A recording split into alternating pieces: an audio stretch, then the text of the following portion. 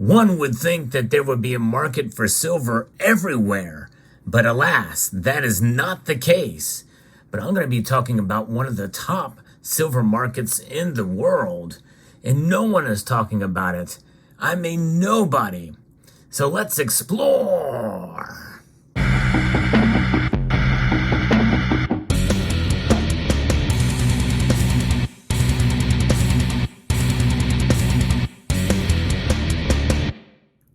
I say nobody except for an obscure article that I found in my research that I think was quite fascinating with some of the data that they have shared. Now let's talk a little bit about one of the top markets. You know, there's markets for silver in plenty of places around the world. We can probably think of that most of them revolve around the West, specifically the United States. Well, the United States has had a couple of very strong years, especially in 2021, and it's still going on strong in 2023. The North American silver bullion purchases that we've seen, driven primarily by the United States, have continued to surge, reaching all-time highs in 2022, according to Invest.com. North American demand this year has remained very robust compared to 2022, with a Metals Focus survey showing a 23% year-over-year rise in the first half of the year for sales of silver coins, marking the highest demand since 2015. That's pretty amazing. And we saw what happened after 2015 high. Well, in 2016, prices went up, although that's not directly correlated to physical demand of coins, bars, and rounds. But nonetheless, it is pretty remarkable to see that the United States demand for silver is strong and rising. And for a couple of years now, topping out record highs here. In the United States, the Silver Institute data shows that physical investment in silver stood at 1,489 tons in 2019 and exploded higher to 4,169 tons in 2022, which is a 180% increase. The United States and North America in general is a huge demand for physical silver bullion. It is a big market. The U.S. share of global demand grew from 25.6 to 40.3% during the same period. Although demand was initially weak, American purchases surged following the failures of Silicon Valley Bank, Signature, and First Republic banks. Thus, the North American markets have continued to view safe haven investments as a vital protection against the possibility of higher inflation or downturn in paper assets. So with that being said, you know, that it's encouraging to see more and more people stacking precious metals for sure. But let's talk about the top three markets. It's going to be the United States or North America, the Indian market, and we've seen a lot of Indian silver or silver being drawn out of the COMEX and the LBMA for Indian physical demand for silver. Massive there. Here in the United States, we've just talked about that. But what is going on in the third biggest market, the market that nobody is talking about? I'm talking about Germany. That's right. Germany. Around the world, you have all these places. We know that there's bullion coins in obscure nations, you know, and even not so obscure nations. I mean, look at China. China has the panda. But the panda, you know, you think about the panda and how much silver is really sold in China. You really don't hear about silver being distributed and sold that much in the East. It's usually Western nations. I mean, the Britannia and the United Kingdom and Europe in general has a market and is pretty strong. But the German market is especially strong. We're going to talk about the German market because I think this is telling. There's some things and some lessons we can learn from what's going on in the German silver market and why this is important for stackers and everywhere listening to this video.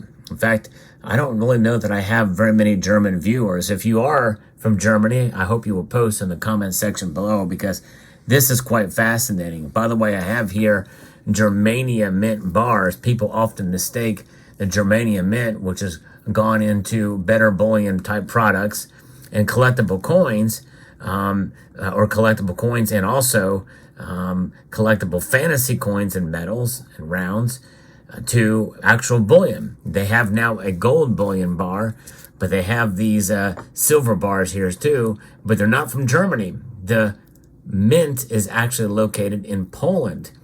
But Poland was once a part of the area known as Germania at the time. And so it's quite interesting to see some of these Eastern European mints rising up and providing bullion for the German market. But Germany, being the largest economy in Europe, makes up the bulk of the demand for silver bullion of the region. It's pretty remarkable. Germany is the third largest, and they make up the bulk of the demand. You think about it, Germany is the nation which essentially hosts the euro. All of the euros, I think, are printed and coins minted, I believe, in Germany. Germany is the top dog, the top economy there in for the European Union. So in terms of physical investment, being the largest consumer after the U.S. and India, so in response to elevated inflation and other factors mentioned that we talked about, the German customer increased investment in these products despite the high premiums. This ensured a sizable step up for the European region from 1,708 tons in 2020 to 1,868 tons and 1,837 tons in 2021 and 2022, respectively. So very high demand in those years, kind of mirroring in terms of the charts, in terms of the size compared to other years, the United States. Pretty amazing. And the Silver Institute data show that as of 2022, Germany accounted for 82.7% of European physical investment demand and made up 14.7% of the global aggregate. That's a pretty big chunk, I'd say. However, Metals Focus, which is a precious metals research consultancy, noted that customer preferences suddenly made a sharp U-turn, with the first half of German demand crashing by about 57% year over year. That's massive. 2023 saw a solid reversal in the demand. And it's pretty amazing to see that. Here's a Geiger silver bar, and I believe they are out of Germany. And we know this company also produces coins for other nations as well too.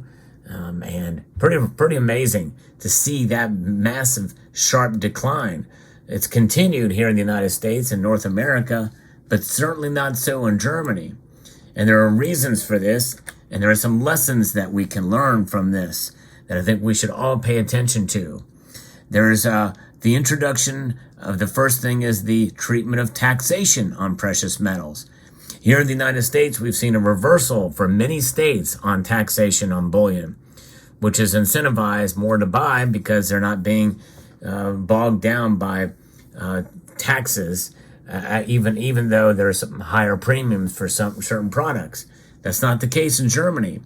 Following the introduction of tax breaks for select categories of silver bullion coins in 2014, nearly 85% of retail sales in the German market have been concentrated in the coin segment.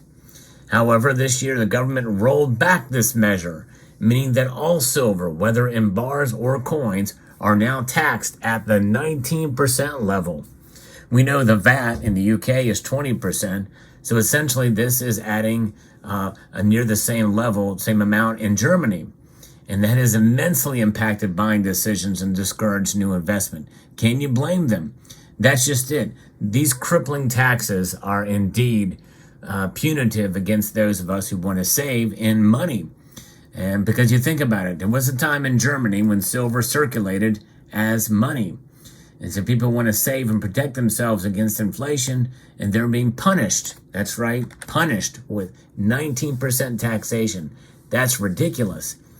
This is the primary reason that the silver bullion market in Germany collapsed in the first half of 2023, and understandably so. I tell you what, if I was going to pay 20% on every ounce I bought, the silver display that you see here, I'd be paying a heck of a lot of money There's no question that goes to the government. Governments typically do the exact wrong things, which is with their currencies, and they have no constraints on their currencies, so they can just print their way out of money troubles, which actually brings them into deeper ones down the road. And so therefore, we as individuals, to get away from that, to protect ourselves from the stupid decisions they make, they tax us for their own stupid decisions. To me, that's just absolutely ridiculous. So I don't blame Germans and that market seeing that massive decline because of this. It's crazy to think about, but that's exactly what's going on. Now, the other big factor of having this impact on the market there in Germany is deposit rates. In the global asset market, precious metals have always squared off against interest-bearing products. Much like other central banks, the European Central Bank tightened monetary policy aggressively since last year, following years of artificially subdued rates. As a result, German banking interest rates have risen, further dissuading investment in bullion products. To me, that's sort of a false sense of security, but, because they can only kick the can. They're only kicking the can down the road for so long. And the same thing that the ECB is doing, a lot of the same thing that the Federal Reserve is doing here.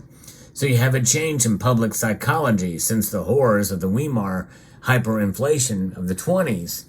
Despite major concerns around the sustainability of global banks earlier in the year and elevated inflations, Metals Focus, who did research on the German market, notes that a desire for safe haven assets seems to have moderated as the public has become accustomed to Russia's invasion of Ukraine and high inflation.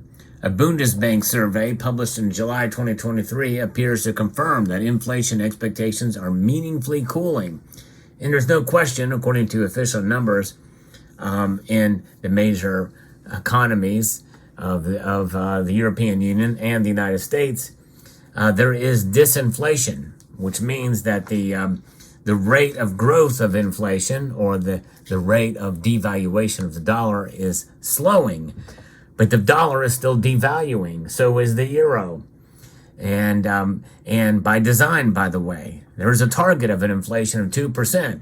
But even if we went back to 2% next month, that's 2% on top of 8+% inflation that we saw the year before. So we're not seeing deflation, and not anything anywhere near it. And in order for us to really get back to a stability, we would need to see some level of deflation, like 2 to 3%, to reverse course. No, we're just slowing the speed of inflation. That's the difference, folks. And Germans certainly see this, but a lot of Germans who were running scared, thinking of Weimar, have now moderated their views, and probably enhanced by this repressive tax on silver. So it's crazy. So in a 2022 interview, which Dr. Joachim Nagel, the president of the Deutsche Bundesbank, he said this: inflation is one of the biggest worries for Germans at the moment. No matter who you talk to, everybody is worried about their next gas and electricity bills and rising food prices. But that was in November of 2022. It should be noted that despite the cheer of disinflation, 12 months ahead figures remain sticky near the 5% level there in Germany, while the new tax rules have profoundly dented sales. It's fascinating to note that at least during the first half of the year, a higher tax rate has essentially displaced safe haven demand for silver bullion, despite Germany's dark history of hyperinflation in the 20s. Michael Salimi, economics professor at the University of North Carolina in Chapel Hill, wrote that Germany faced a staggering monthly inflation rate of 322% in the 15 months of hyperinflation then. This left an inevitable mark on the public psyche, which has been referred to as a German inflation trauma. Yes, indeed, but that is backing away there a bit. But, I have some of those old notes somewhere in my collection of those old hyperinflation notes there in Germany, but it is something. Consumer inflation in February of 2023 was at 8.7% year over year, but it moderated in June and has come down since then, which is a far cry from the multiple hundreds of percent that we saw earlier. So they're having some faith in these banks. But the thing again is we have a complicated monetary system and economies around the world that are tied into so many derivatives that they can essentially fake all of these things, which is why I refer to commonly as the chefs at the Cook the Books Club. The European Central Bank has them as well, for sure, and these large, massive economies and multinational economies, it's in their best interest to keep that power struggle going and to keep things at bay. But nonetheless, protection with silver is certainly something that is not as top of mind in the German market. But very interesting indeed. But I would encourage Germans to find other ways, legal ways to accumulate silver, to avoid those taxes if there are some. Any loopholes, take advantage of, for sure. That's what they're there for. Well, they may not be intended there, but hey, I would take advantage of them if I can. But again, you want to make sure it's legal.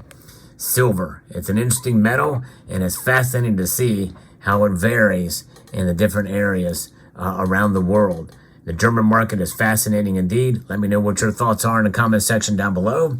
Hope you found this video informative, insightful, and educational.